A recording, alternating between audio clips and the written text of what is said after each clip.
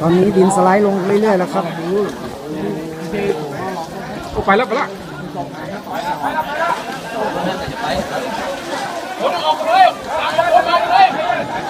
ไปแล้วครับลงแล้วครับลงแล้วครับ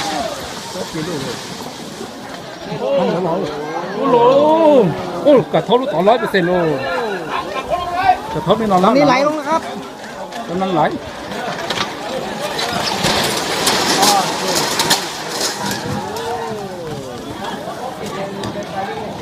กำลังไหลแล้ว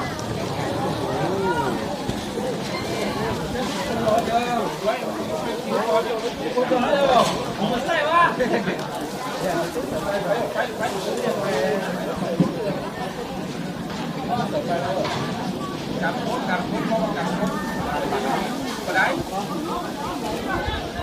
มันเจ้าหน้าที่นะเข้าไหม